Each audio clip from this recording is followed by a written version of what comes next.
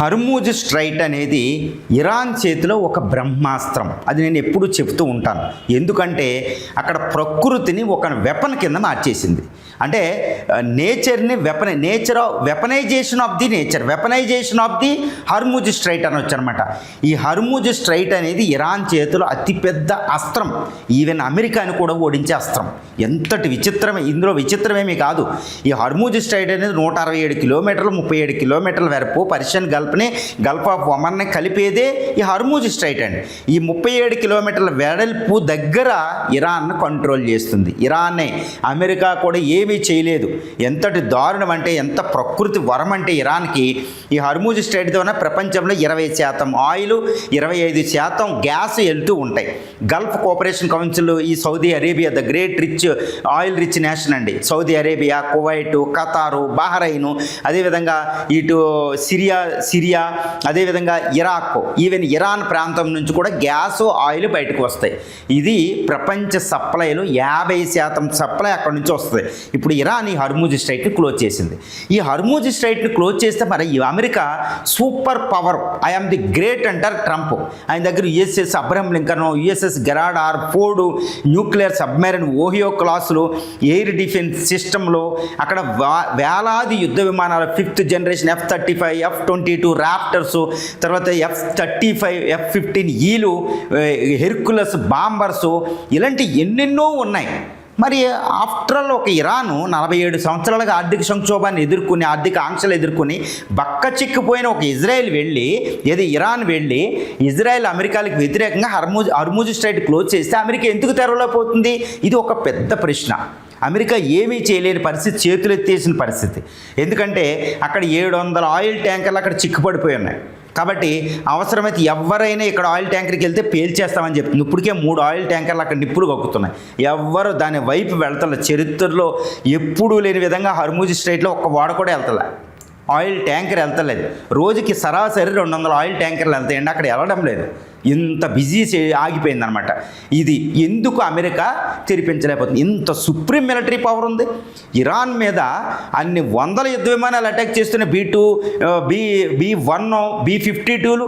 మరి ఎందుకు Hormuz straight 37 కిలోమీటర్ల వెడల్పు సముద్ర భాగాన్ని క్లియర్ చేయలేకపోతుందంటే, ఇరాన్ అక్కడ ఒక అద్భుతమైన మహాశక్తి.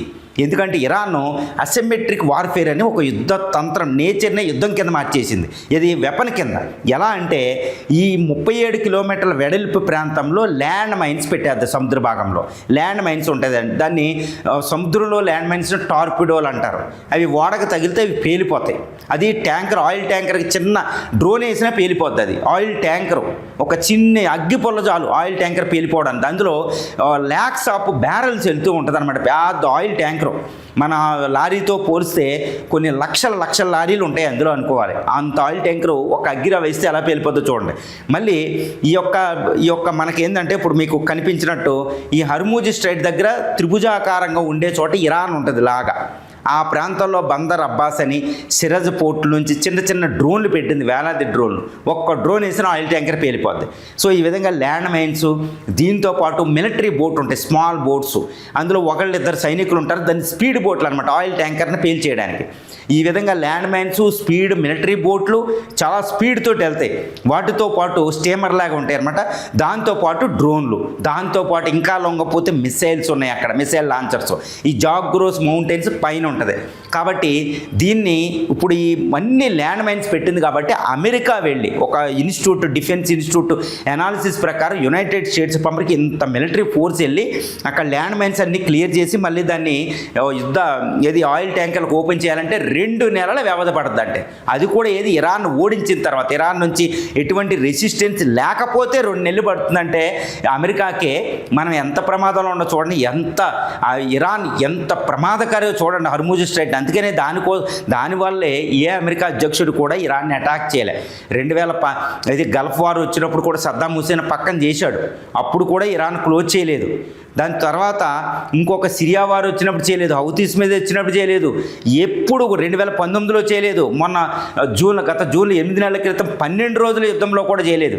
కానీ ఇప్పుడు ఆయితుల్లా అలీ ఖైమని చంపేయడం, ఇక ఇరాన్ని లాస్ట్ సర్వనాశనం చేయడానికి ఇజ్రాయెల్ దిగినప్పుడు మాత్రమే ఇరాన్ ఈ విషయానికి పాల్పడింది. అంటే ఇరాన్ ఆత్మరక్షణ కోసం చేస్తుంది, అమెరికా సామ్రాజ్యవాదం కోసం చేస్తుంది అంటారు. కాబట్టి అమెరికానే నిందిస్తారు కానీ ఇరాన్ని నిందించలేదు. అంటే the great United States of America, the great Israeli ఫోర్సులు ఇరాన్ చేతిలో అట్టర్ ఫ్లాప్గా ఓడిపోయినట్టు.